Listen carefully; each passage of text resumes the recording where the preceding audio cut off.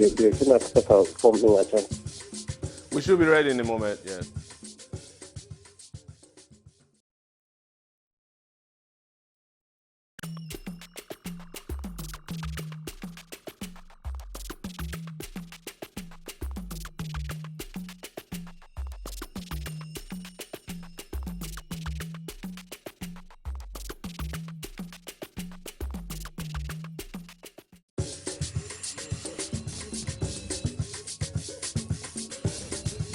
Hello, Nigerians, Africans, and the rest of the world. My name is Omoyele Sowore, and we are reaching you live from New York City on SaharaTV, where today we'll be speaking about the state of the Nigerian nation. As you all know and heard, Nigeria is being in a grip of political, social, cultural, and mostly religious unrest in recent times. And we have a very important guest on the line from the city of Kaduna in Nigeria by the name Dr.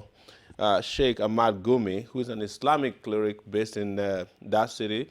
Dr. Gumi is a medical doctor and a retired army officer. He's the son of a very famous northern Sheikh Gumi who died in 1992.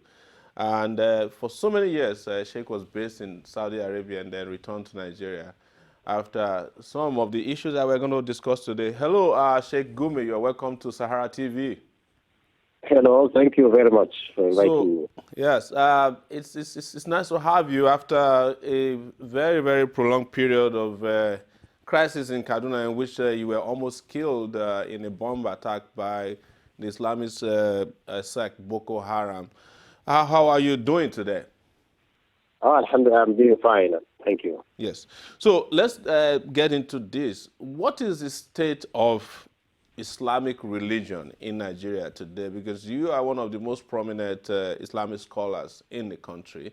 As you know, people have a lot of trepidation these days because of the crisis of Islamic fundamentalism in northern Nigeria in particular, spreading very fast. As far as you know yourself, you've been a victim.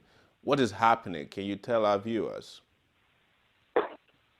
Okay, it's a very complex, it's a complex issue, actually, what's happening in Nigeria, and it's not something which is out of context in what is happening in the whole world now. The problem here in Nigeria is not directly religious in if I want to be precise, it's not precisely religious, because Muslims and Christians have been living in Nigeria for a very long time. Yes, we have clashes in areas where I can call fault areas, where there's a problem between residents or settlers and people who are resident in an area. If you have Muslim Christians in different proportion, then you can have problems in such areas like in Plateau State, in southern Kaduna, and some few parts of Nigeria. Otherwise, Christians and Muslims are living peacefully in Nigeria. I've been to Sokoto. I've seen Christians worshiping in their church on Sunday. Nobody's attacking them. I've been to Zamfara. Nobody's attacking Christians. I've been to Kano. Nobody's attacking Christians. In the south, nobody's attacking Muslims. When you have such an attack, it's areas whereby there's struggle between settlers and original indigenes of the area over political or issues like that. So actually, this thing translates into religion. So I can say the problem is actually not religion per se. It has to do with how the nation is governed. Because if we have good governance in Nigeria, all these problems can be tackled. We have seen how the Catholics and Protestants in Ireland, how the government there tried to pacify it. Sometimes even building a wall between communities so that there will be peace. Such thing is not happening in Nigeria. Well, you said that you don't think the problem is religious, but you've had several crises in the past. You had situations where people were beheaded for desecrating the Quran. You have situations where a teacher was killed in Bauchi by her students because they claimed that she desecrated the Quran. You had several religious crises in the past that have Islamic dimensions to them. And now you now have an Islamist movement that makes it clear that he wants everybody in Nigeria, or he wants Nigeria to be Islamized. That, you know, do you think that Sharia that was introduced in early 2000 must have been responsible for some of this? Do you think so? No, you see, okay, let me give you an example. You know, somewhere in the south, some 4 university students, burnt alive. When they are suspected to be thieves. Have you heard a story? Yes, the Alu Okay, 4, yes. Yes. Now, such an incident, can we say it is if they are Christians, can we say it's Christianity that sanctions that? No. Can we say it's the government that sanctions that? No. It's mob action. So when you get something news, killing somebody for desecrating the Quran or doing something like that, taking laws into their hand, you don't call that Islam. We have we have youth all over Nigeria left uneducated, uncultured, poor. Nobody's taking care of them. So what do you want them to do? They resort to religion or political differences or tribal reasons. Well, religion itself has nothing to do with that. But what's happening in Nigeria? What about Sharia, Sheikh? You know, the introduction of Sharia. When the Sharia came, it was just unnecessarily frightened, and people were frightened about it. When you go to Zamfara now, and you should try, I can give you some even numbers. You speak with Christians in Zamfara State and ask them, are they molested? No, they are peaceful. Nobody is molesting any non-Muslim in Zamfara State or Sokoto State. In fact, they are better and safer there than in false areas like Kaduna or Plateau State. You know, so the introduction of the Sharia is to do with personal laws, to do with issues with the Islamic laws, and there is so much congruence and there is so much similarity between even the common British law and the Sharia law. There are so much difference. Difference is very, very little. Let me give you an example. Yes, go ahead. Go ahead. Let me give you an example. We are in America. Now, if you come out taking, what do you call it, cocaine, yes. Is it allowed? Is it legalized? Can somebody take cocaine in America? No, not that we know of. Yes, but people don't get beheaded for smoking cocaine. Yes. The same thing in Islam. Alcohol is forbidden, but somebody doesn't get beheaded because he drinks alcohol at all. As a matter of fact, you know, you mentioned alcohol, and one of the famous things your dad said when he was alive during the Gulf War was that when they asked him about allowing the U.S. to have bases in Saudi Arabia, he said that even though alcohol is forbidden in Islam, but if you have a bone stuck in your throat, you can use alcohol to remove it. Do you think that your dad was being pragmatic, that, you know, understanding that society is larger than just religious values? Oh, yes. What he meant is that in Islam, whatever is forbidden in Islam, whatever is forbidden, and in a situation, in necessity, such thing is allowed. It's a text of the Quran. Whoever is in distress and is allowed to do something that is forbidden if he cannot survive without it. So here's what he's trying to say. If the American forces are needed to repel and what do you call it, an aggressor, then such thing is allowed in Islam. And this is exactly what we are seeing here in Nigeria. We need to sit down, Muslims and Christians, together and build this nation. The things you are seeing in Nigeria are as a result of people left uneducated, unattended. This is the problem. We can virtually see we don't have even a standard security. Crimes go unpunished. People are killed. What do you call it? Sacrificial killings and robberies. Nothing. Everything goes unchecked because we don't have good government. This is the only problem with Nigeria. It's very interesting that you keep talking about good governance, and you have been very fiery preacher condemning bad governance, and but yet you seem to enjoy some kind of government protection from terrorist attacks. How does that work? No. You see, is the duty of the government to protect every Nigerian individual. The Understandable. duty of the government is not a privilege; it's a duty. So when you become a highly suspected target, then it becomes mandatory. They protect you as the president. But this said, I'm asking, why do we have such rascals in the streets ready to kill and to kill themselves? Why do you have such things? Because people are left unattended. That's right.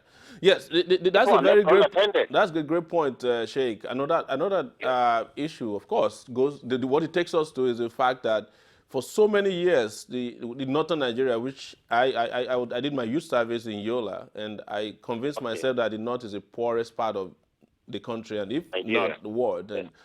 But yet some of the people that ruled Nigeria over the years are northerners themselves, and they acquired and they were billionaires. And if they speed, people catch them. People line up in front of their houses on a daily basis because there's so much poverty and diseases in the north. And why is it that there has not been some kind of uprising by Northerners against the elites that actually ruined not only the North but Nigeria? Why do they continue to enjoy some form of protection in their mansions and fortresses? And it doesn't look like the preachers, except yourself and the late Adams, would preach against them. Okay, you see, yes, for a long time, northern people of the northern extraction have been ruling Nigeria. But if you understand the culture in the north, when the colonial white people came, they left a system which was decaying. That is the Emirate system, the old system. You know, if a father dies and he leaves his son as the next emir, and the line continues like that. This is not Islamic at all, because in Islam, leaders are elected by consensus, and what we have elections today. So this system, unfortunately, when the colonial masters came, it was also on the decay, because they have resorted to all sort of atrocities that has led to the first jihad of Ahmad bin Fodio. They came back to doing the same thing.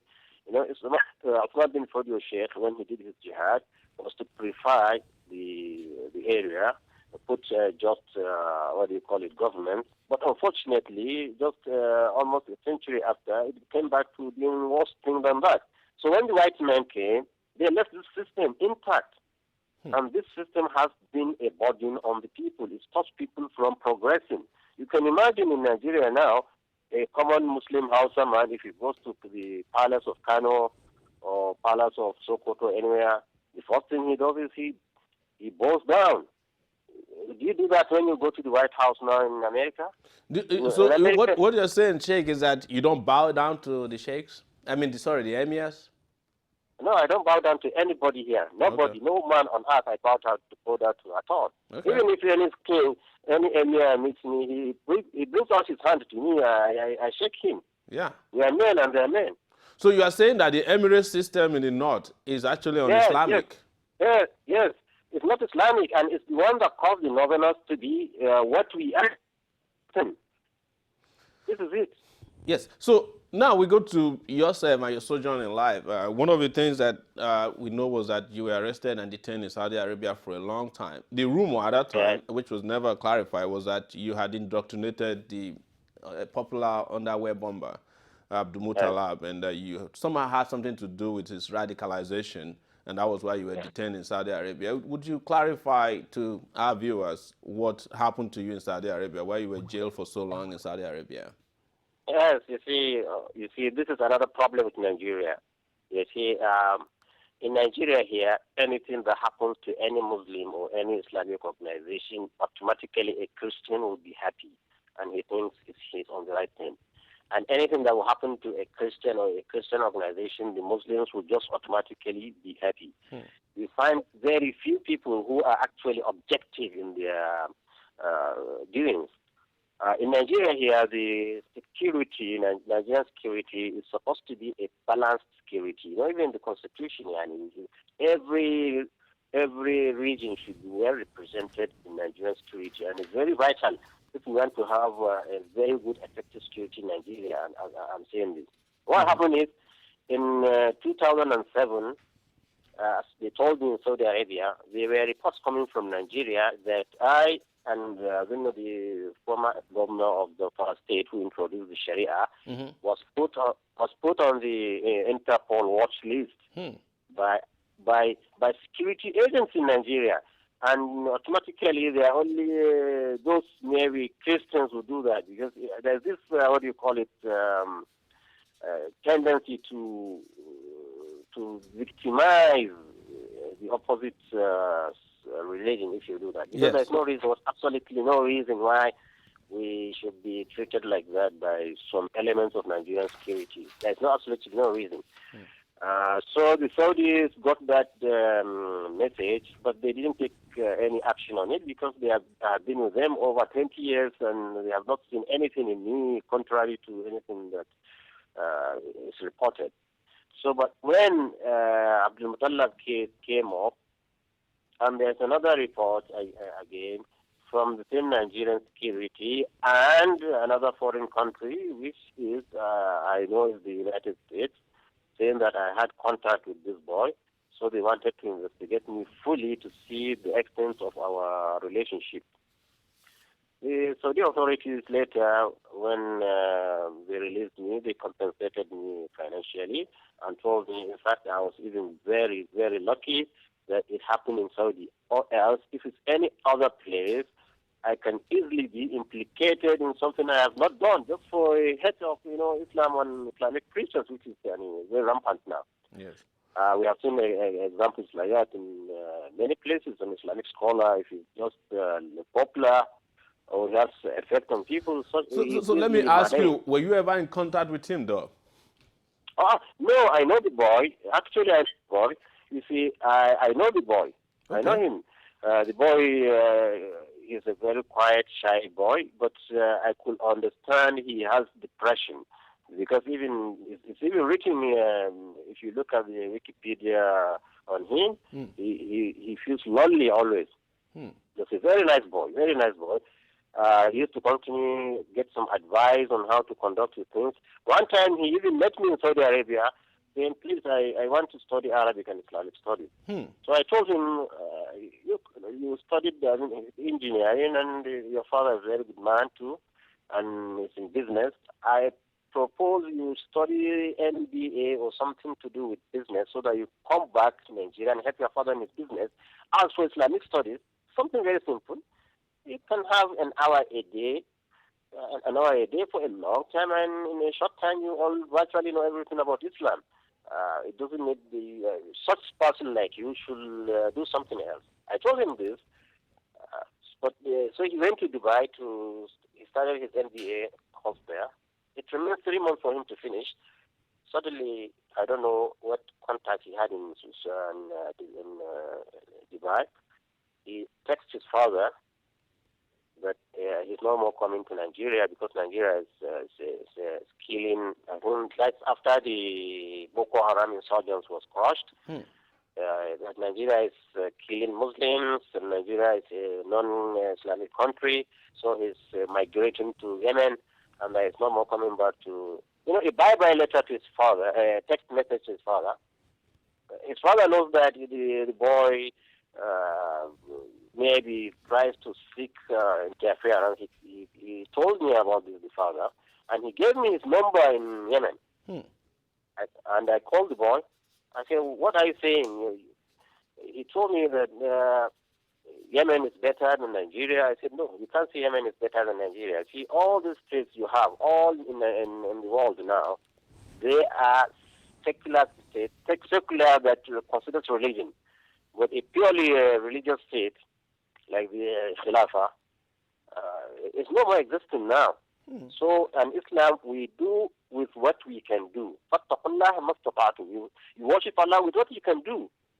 You don't worship Allah with what you cannot do. You don't give out zakah when you don't have money. You don't go to Hajj when you are sick. You don't pray standing when you cannot stand up.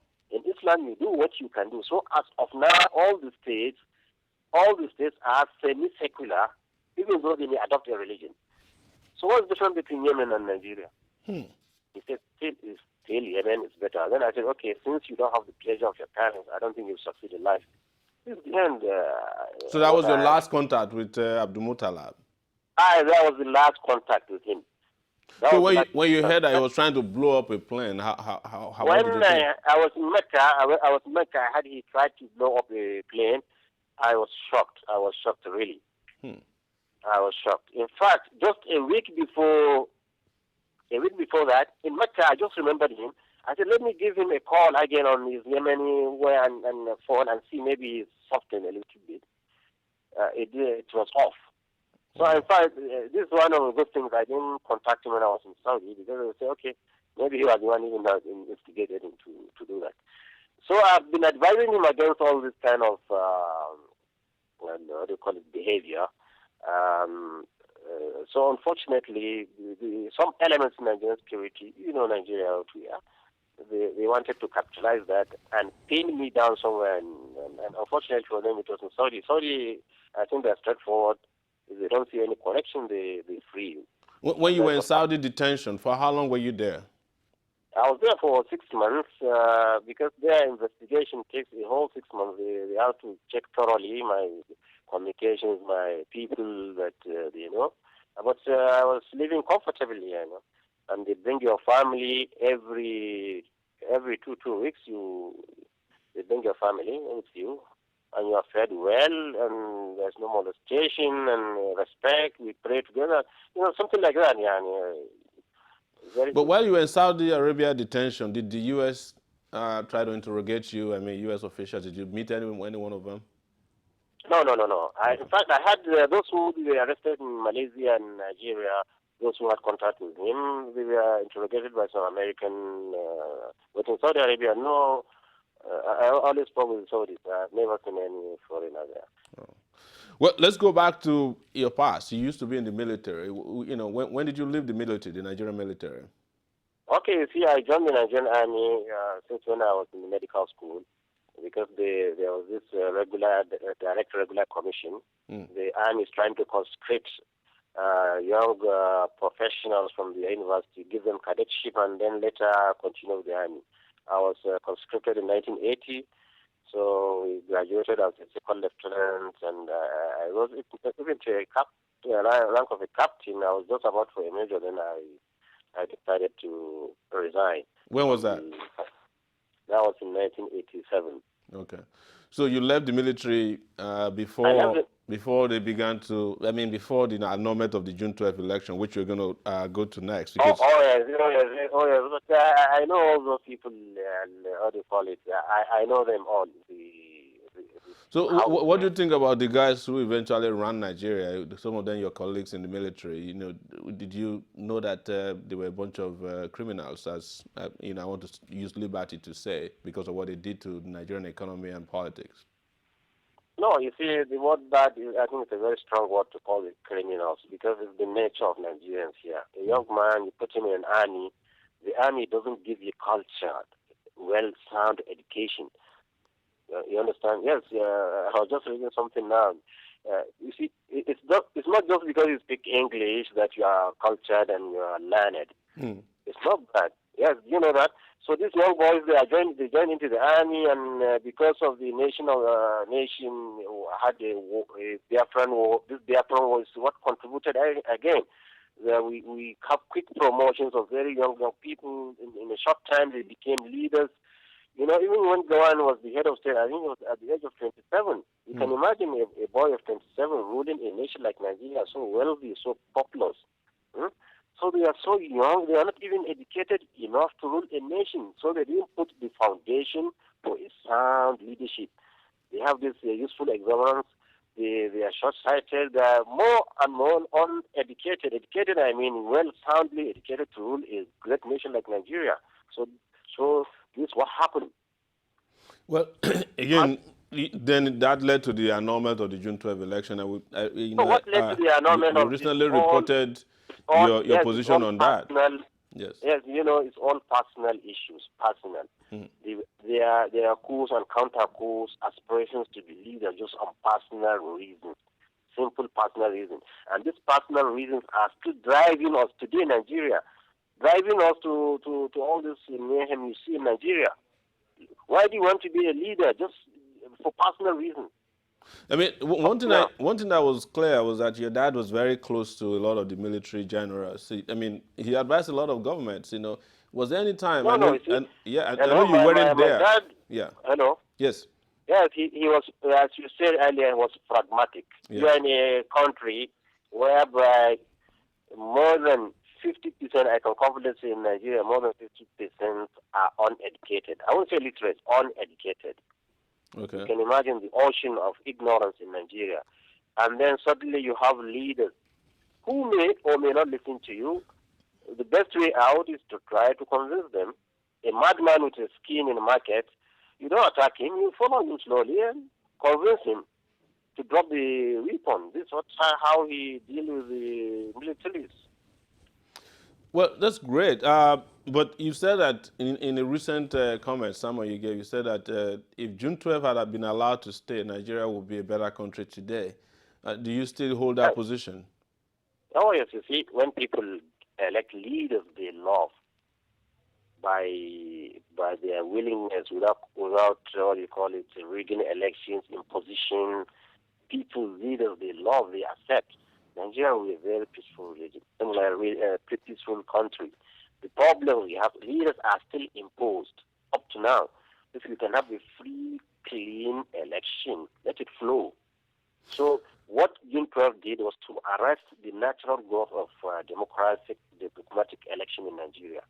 Don't you then think that it would have made sense to actually go after and punish the guys who made it impossible, who annulled the election, people like General Ibrahim Babangida, and not let him still have the freedom he's enjoying today to still control politics, economics, and you know, be part of the social sphere in the country that still just foul up the space of Nigeria?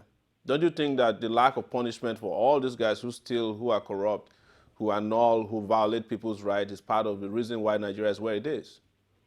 No, because you see, in a complex issue like this, you don't take out one problem and blame it on it all. When I started, I told you even the civil war, the Biafran civil war derailed Nigeria. The first military coup derailed Nigeria. You know, brought us young, inexperienced leaders. Yes. And that war killed more than 2 million people. A lot of people were dead. Because those who caused the war, I didn't have to be blamed. You know, it's a sequence. This is a bad list to another bad. This is a bad list to another bad. But what we wanted in Nigeria is to, for the first time, have an intelligent, selfless leader who will say, okay, this is the course we have to change for Nigeria. I don't think opening books the past will solve our problems because of the intricacy of issues. You see, when you say you want to hold Babangida accountable, then regional, sectional, religious sentiments will come. When you want to take maybe Obasanjo and say, okay, he's accountable for our wars, these problems we take. If you want to take Ojuko and say it's the cause of our problems, the same factors will come in. The best thing for us, Nigeria, we pray to Allah that gives us a leader who has a vision and put Nigeria on a sound footing. He should be selfless. He should not be aspiring for power for himself. We should put Nigerians, give power back to Nigerians from the local government, state government, the federal government. Let Nigerians elect. Let's see sanity in our election, and you'll see all these problems will stop. This is just the problem, I'm telling you. Doctor, you mentioned a very important thing, which is that we should pray to Allah, and the Christians will say, let's pray to Jesus Christ. Everybody's praying. But as you can see in Tunisia, in Egypt, there are equally very religious citizens, but they are taking steps, physical steps. They put their feet on the ground. There are revolutions and counter-revolutions, and revolution is still going on even in Egypt today, where the government in power is a government of the Brotherhood of Islam. People are not just sitting back and saying, God will help us, we pray all the time. When are we going to get off our knees and our feet and put our feet on the ground? Don't you think it's necessary that people are not just put in that complacent position where they are being told to pray to Allah every time when we know that we could do something different? Yes, in fact, Allah himself said, in Tansurullah yansurkum, when you help God, God helps you. He never said, yeah, I will help you, you know. So this is a religious concept. You have to walk and aspire by it. What I'm trying to tell Nigerians now, what we need now really, really is peace. And this peace and progress is what brings a good democratic government. And, you know, Rigging election some years back, 4 years back, it's not like rigging election now. It's becoming every day more difficult to rig. We are developing slowly. We just need to be patient. We are developing. But we don't want foreign influence to cause Nigeria to break up. Because when I see some comments in chat on the internet, I find our brothers in the south usually anything mentioned about Hausa or Fulani, you see a lot of bad remarks and bad blood. Yes. You see? There's a misconception. You see, Nigeria is a very wide country. The people in the south meet the north, and the north meet the south. Nigeria, the north can be backward economically, but it has a lot of great potentials. And I don't think we should be foolish enough to break away. When nations are trying to unite, come together, the more you unite, the bigger you become and the better you will become. So this is not the time to start thinking about dividing, because after dividing, then you'll see that you need your brothers again. That's right. Well, that leads me to another question, saying, Doctor. The revolution in Tunisia and Egypt, as you've mentioned, in Tunisia and Egypt, there was absolute monarchy, an absolute dictatorship. Hosni Mubarak was an absolute dictatorship. In Tunis, all the Arab states are like that. So Nigeria is not like this. Nigeria is almost halfway democratic. What remains is good and clean and fair elections. So a revolution like that in Tunis and Egypt is not possible in Nigeria because people have the freedom to do it. And as I've started earlier, here in the north, where we have this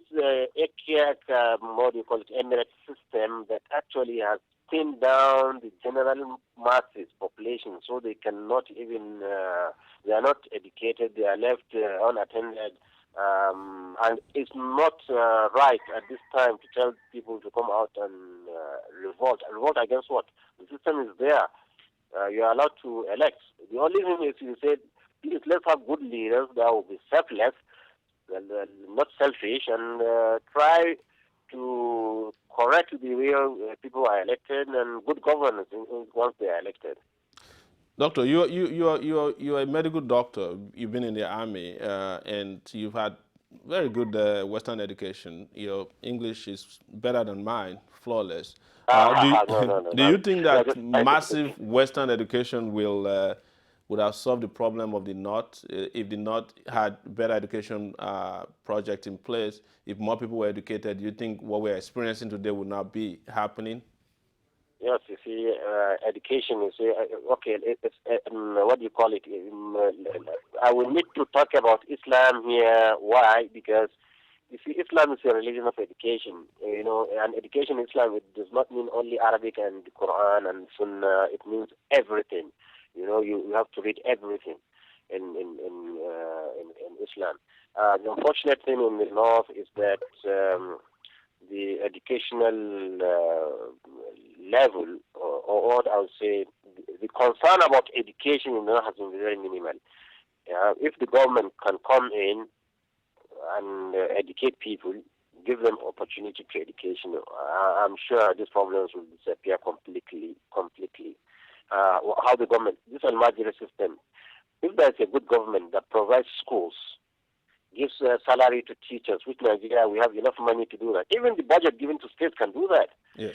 And it says any Al-Majiri that is seen on the street, his parents or the man who is in charge will be in trouble. Then, I'm telling you, in 24 hours, you will not see Al-Majiri on the street. But the government has to cater for his schooling. Yes. Once it's done, all the Al-Majiris will disappear. And about the curriculum, you impose the curriculum on them and they will read it and they will take it. Let me tell you a story. Go ahead. A man from the southeast went to Katsina, collected some boys from people in Katsina, saying he's going to train them, put them in school somewhere in the southeast. Although it's a man, is a criminal, because after a long time, his parents went there and found that he put them in the farm doing some manual job for him. He didn't put them in school. But what I can understand what I understand from the story, which I read in the newspaper, is that a Nigerian from the east can go to the north, far north, tell parents, I want your children to train them, and they are ready to give him his children. Because So what the are northern parents we talking value about? education. What are we then talking Yeah. about this Boko Haram? Yeah. Everybody is fighting for his children to go to school. But where are the schools? Where are the teachers?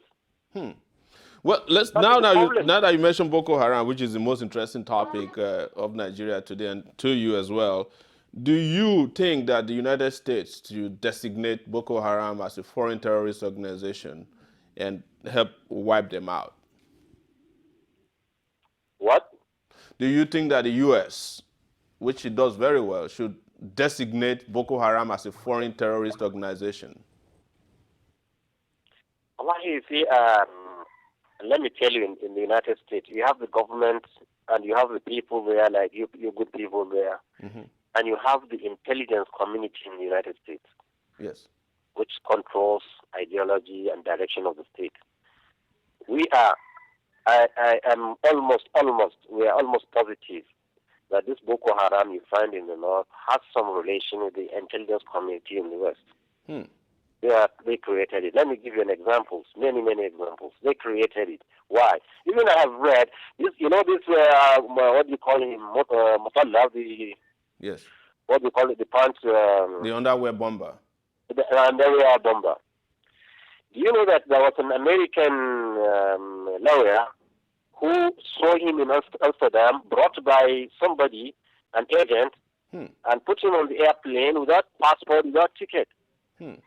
And they explained that he was from South Sudan, a refugee, and they usually take them to America. So this American lawyer was so concerned about him. How can they take somebody without even a passport? So he saw that somebody was filming Omoyele in the plane throughout the flight. And when he attempted to to explode the explosive, it didn't explode, and there was powder all over the place. And the boy was shouting, "There's another bomb! There's another bomb!" This lawyer was saying he was so surprised when they landed. The police took Omar, and there's no question about the second bomber. Secondly, their luggages, the hand luggages, you carry into the plane. Nobody was searching them. Then he knew that it was a plot by intelligence community in America. This one is there on the line. I can maybe later send you some references and see. Okay. So you see, the community, I'm telling you, the intelligence community is the one causing havoc. But why do they do that? Is there even on the internet? The budget, the budget for fighting Al-Qaeda and terrorism, they don't want it to reduce. So many people are making millions out of it. So we have to look at that too. The way I know Nigerians, even the northerners, the common northern person is a very peaceful person, very shy, very timid. You know that? Yeah, it will be true, but you know that there's also been a lot of uprising in the north that makes that a little bit difficult for majority of the people to believe. I have been in the north myself. I did my youth service there, and I can say to you that the north is the most oppressed and suppressed part of Nigeria. It's a place where there is no freedom of speech. In the south, we can say whatever we want, and young people like myself in the north couldn't stand up to anybody. The people they just had a government and they followed the government. But that's not the discussion for today. I think we'll have that in the future.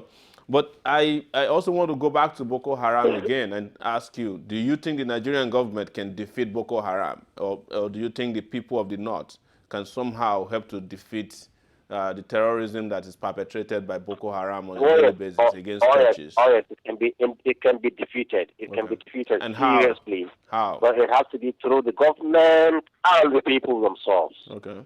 The way the government now is approaching Boko Haram, the way it is approaching it, is difficult to deal with it. Why? Why? So why we have to open up our mind. This Boko Haram actually is a three-faceted issue. There's the real Boko Haram, the real Boko Harams, the ones that claiming that democracy, this kind of government, joining army, police, Western education is bad. We know them, and there are a lot of discussion. There are even recorded materials whereby scholars have repeated their ideology, but they were never militant. They were never militant at all. In fact, they are very poor people, very uneducated. They don't have foresight, very poor, and you know how the North is poor, and they are even poorer in the North. So another third intelligence came in, militarized them, supplied them with these weapons, and is redirecting them and using them.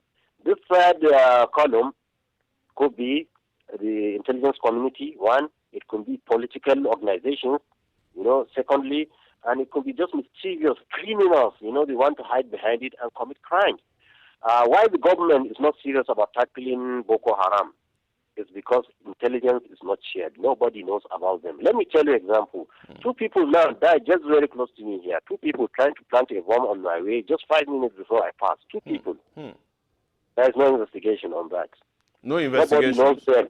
No investigation. So you have never been invited to come and give statement regarding that attack? No, nobody is investigating them because a third person died, a passerby.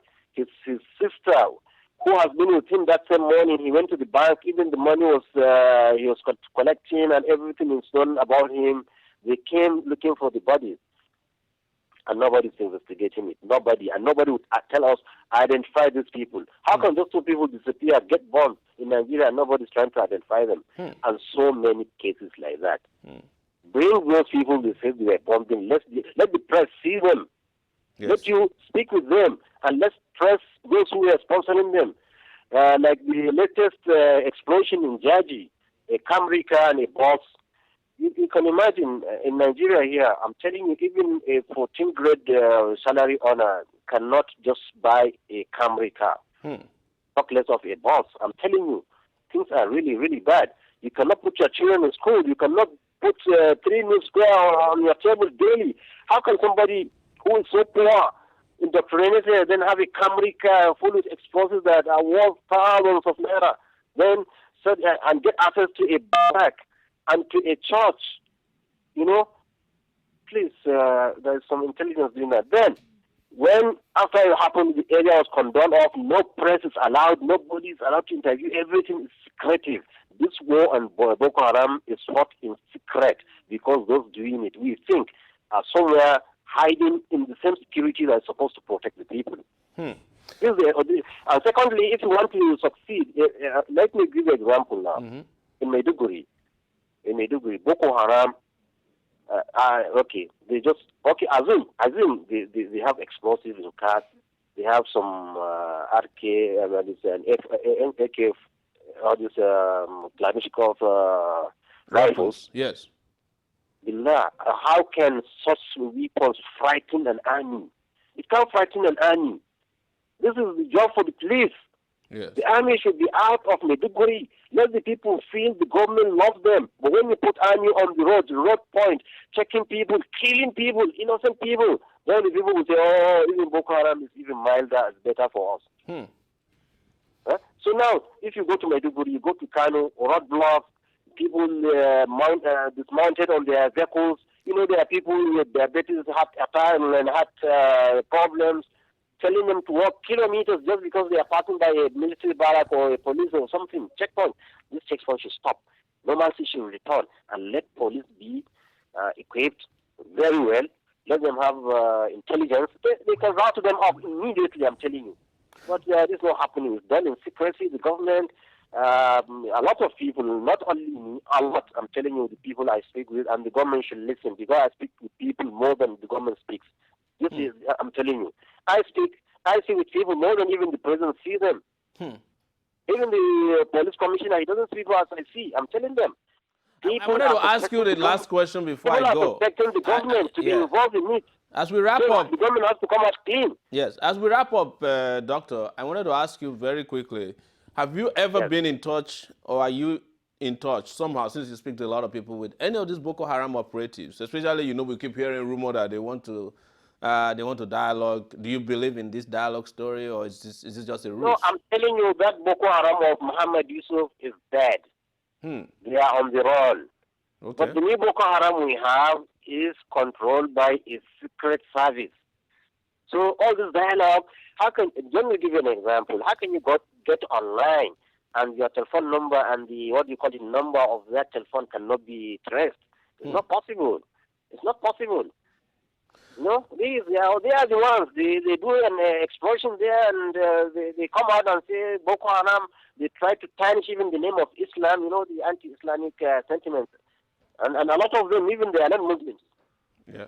Well, Non-Muslims. Dr. Ahmad Gumi, it's been a pleasure talking to you, and we're going to definitely be in touch again and have you back on the show to talk about other things.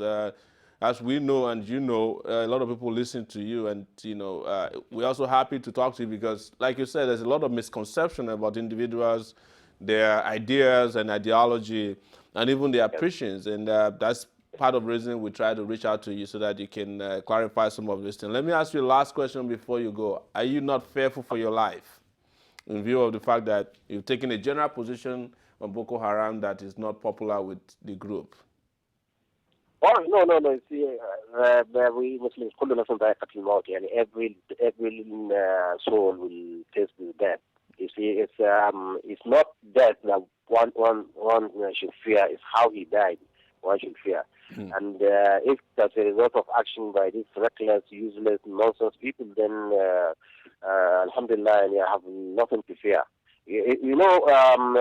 Islamic terrorism, or what they call Islamic terrorism, I know there are boys that are extremists in their doing, but the Prophet ﷺ in al-Hadith, he said at the end of times there will be some youth who will be reckless. Their slogan or their action is just to kill. And this actually we have seen all over the Islamic countries. And the Prophet said, if I had been around, they will be my first target. I would have get them, by the state to all kill them. So I know there are youth that are enthusiastic, but I'm seeing that there's a third intelligence that is controlling what's happening in Nigeria. Nigeria is highlighted for civil upheavals so that it can ultimately break or something evil to but inshallah it will not succeed. I have confidence in Nigeria. You see, whenever such thing stops, you find Christians and Muslims together doing everything. There are a lot of Muslims houseboys in Christians' homes. There are a lot of Christians houseboys or houseboys in Muslims' companies. Nobody can put off a company without having a Muslim or a Christian. We are working together in the market. We are all together, even in Kaduna here. We don't have any problem. After the bomb blast or anything, then we come back together. We love each other. So I don't think the problem is the religious part. As I've started, the religious have to do with good governance in Nigeria. Dr. Ahmad Gumi, thank you so much for coming on Sahara Reporters, and it's been a pleasure talking to you, viewers. It's been Dr. Ahmad Gumi, the Islamic cleric, popular Islamic cleric based in Kaduna, talking to us about the state of the nation of Nigeria. We decided to approach this from the religious angle because religion is absolutely big in Nigeria. Please, we urge you not to go away. We have other interesting show for you today. We have Pastor Tunde Bakare coming on the show to talk about this from his own views and from the South. And we also have Bishop Kuka. Bishop Kuka is also coming on our show today. So it's going to be a loaded show. Do not go away. Thank you very much. Thank you. According to his riches in glory. And then end up.